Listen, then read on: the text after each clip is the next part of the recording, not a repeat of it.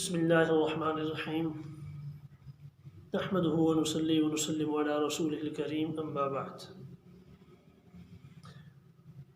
آج کے رمضان المبارک کے روزے کے مسائل۔ رمضان المبارک میں روزہ دار کی عبادت کا اجر بڑھا دیا جاتا ہے۔ اگر نفل نماز یا کوئی بھی نفل کام کرے گا تو اس کا اجر فرض کے برابر اس کو دیا جاتا ہے، اور اگر فرض کی ادائیگی کرے گا اس ایک فرض کا اجر 70 فرضوں کے برابر دیا جاتا ہے۔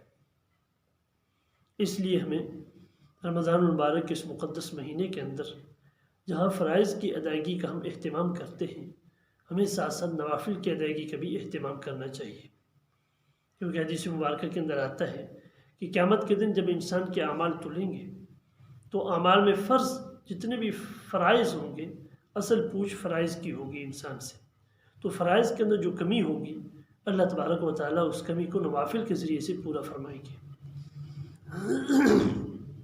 اس لیے ہمیں ہر عمل کے اندر نوافل کا اہتمام کرنا چاہیے۔ نماز کے اندر بھی نوافل کا اہتمام ہو، صدقہ خیرات کے اندر بھی نوافل کا اہتمام ہو، روزوں کے اندر بھی نوافل کا اہتمام ہو۔ جیسے رمضان المبارک کے روزے فرض ہیں، اسی طریقے سے باقی مہینوں کے اندر نفلی روزے بھی ہم رکھ سکتے ہیں، اس کی بھی اجازت ہے اور ہمیں حکم بھی ہے، ترغیب بھی ہے۔ اور اس وقت جو سب سے ضروری بات ہے وہ یہ کہ رمضان المبارک کے اس مقدس مہینے کا احترام بہت ضروری ہے۔ اگر کوئی آدمی کسی معذوری کی وجہ سے یا کسی عذر کی وجہ سے روزہ نہیں رکھ پا رہا، یا اس کو کوئی شرعی اجازت ہے روزہ چھوڑنے کی، تو اس میں رمضان المبارک کے تقدس، اس کے احترام، اس کے ادب کو پامال نہ کیا جائے۔ نزہۃ المجالس ایک کتاب ہے، اس کے اندر ایک واقعہ لکھا ہے۔ یہ اس وقت کا واقعہ ہے کہ جب مسلمانوں کا غلبہ تھا اور کفار مسلمانوں کے ماتحت رہتے تھے، کہ ایک مرتبہ ایک مجوسی، اس کا ایک بیٹا، وہ رمضان المبارک کا مقدس مہینہ تھا، اس نے کھانا کھایا، اور کھانا بھی کھلے عام کھایا، سر عام کھایا، تو اس کے باپ نے، وہ جو مجوسی تھا، اس نے اپنے بیٹے کو خوب ڈانٹا، اس کی خوب ڈانٹ ٹپٹ کی، اور اس کو یہ کہا کہ مسلمانوں کا مقدس مہینہ ہے، اس کے اندر مسلمان روزے کی حالت میں ہوتے ہیں اور تم یوں سر عام کھا پی رہے ہو۔ چنانچہ بات آئی گئی ہو گئی۔ اسی مجوسی کے پڑوس میں ایک بزرگ رہتے تھے، وقت کے ولی تھے، اللہ والے تھے، اللہ کے ساتھ تعلق تھا۔ تو اس مجوسی کا جب انتقال ہوا تو ان بزرگوں نے اس کو خواب میں دیکھا کہ وہ جنت کے اندر جنت کی بہاروں میں مزے کر رہا ہے۔ تو ان بزرگوں نے اس مجوسی سے پوچھا کہ آپ تو مجوسی تھے؟ اس نے کہا ہاں میں مجوسی تھا، لیکن بات یہ ہے کہ میں نے ایک مرتبہ رمضان المبارک کے مقدس مہینے کے اندر اپنے بیٹے کو اس وجہ سے ڈانٹا تھا کہ مسلمانوں کے اس مقدس مہینے کی اس نے بے ادبی کی تھی، اس کے احترام کو پامال کیا تھا، میں نے اس وجہ سے اس کو ڈانٹا تھا۔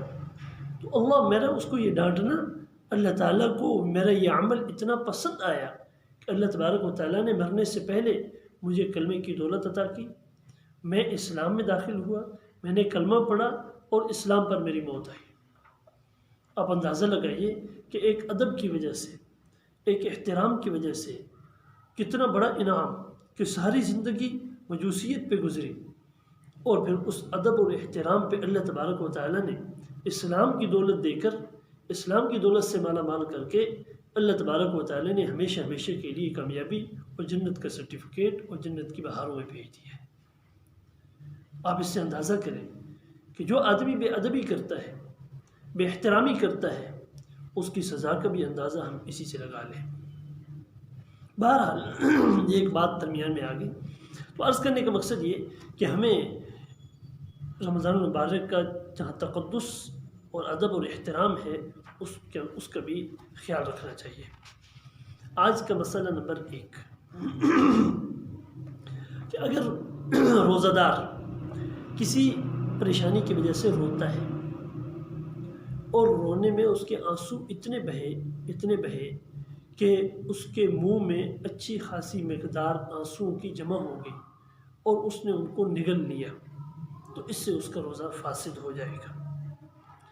بہت زیادہ آنسو منہ کے اندر جمع ہو گئے اور پھر اس کو انہیں نگل لیا، اندر تھوک کے ساتھ اندر نگل گیا، جس سے اس کا روزہ فاسد ہو جائے گا۔ ہاں 2-4 آنسو ہیں تو ان کی وجہ سے اس کا روزہ فاسد نہیں ہوگا۔ مسئلہ نمبر 2 کہ کسی آدمی کی آنکھ میں تکلیف تھی اور آنکھ میں تکلیف کی وجہ سے اس نے آنکھ میں کوئی دوائی ڈالی یا دوائی لگائی، تو اس سے اس کے روزے پر کوئی اثر نہیں پڑے گا۔ اسی طریقے سے روزے کی حالت میں اسے سرما لگا لیا، تو سرما لگانے کی وجہ سے بھی اس کے روزے پر کوئی اثر نہیں پڑے گا، اس کا روزہ اسی طریقے سے صحیح رہے گا۔ مسئلہ نمبر 3 روزہ دار دن کو آرام کرنے کے لیے لیٹا اور جو ہی لیٹا تو نیند میں اس کو احتلام ہو گیا، چاہے وہ مرد ہے چاہے عورت ہے۔ ایسا خواب دیکھا جس کی وجہ سے اس پر غسل فرض ہو گیا، تو اب اس کے غسل کے فرض ہونے کی وجہ سے اس کے روزے پر کوئی اثر اندازی نہیں ہوگی، اس کا روزہ خراب نہیں ہوگا بلکہ روزہ بدستور قائم رہے گا۔ ہاں اس کو یہ چاہیے کہ فوراً غسل کر لے، پاک ہو جائے۔ زیادہ دیر روزے کی حالت میں ناپاکی میں گزارنا مناسب نہیں، اچھا نہیں۔ اگر کسی آدمی نے رمضان المبارک کے اندر دن میں روزہ رکھا اور روزے کے دوران دن کو احتلام ہو گیا اور یہ سمجھا کہ اب روزہ فاسد ہو گیا ہے، تو اب اس نے قصداً کچھ چیز کھا پی لی، یہ سمجھ کر کہ میرا روزہ ختم ہو چکا ہے، میرا روزہ فاسد ہو چکا ہے، اب اس نے جان بوجھ کر قصداً کوئی چیز کھا پی لی، تو اب اس کا پہلے روزہ فاسد نہیں ہوا تھا، البتہ اب کھانے پینے کی وجہ سے اس کا روزہ فاسد ہو جائے گا۔ اب اس کی قضا آئے گی، کفارہ نہیں آئے گا۔ اسی طریقے سے کوئی عورت ہے، اس کو حیض و نفاس کے علاوہ اگر کوئی اور خون آتا ہے تو وہ خون استحاضہ کا خون ہے۔ استحاضہ کے دوران نہ نماز معاف ہے نہ روزہ معاف ہے، لہذا استحاضہ کے دوران، ایسے خون کے دوران نماز پڑھنا اور روزہ رکھنا بھی اس کے لیے ضروری ہے۔ نماز بھی پڑھے گی اور روزہ بھی رکھے گی۔ اللہ تبارک و تعالیٰ سے دعا ہے کہ اللہ تعالیٰ ہم سب کو شریعت کے مطابق دین کو سمجھنے کی، اس پر عمل کی توفیق عطا فرمائے۔ وما علینا الا البلاغ۔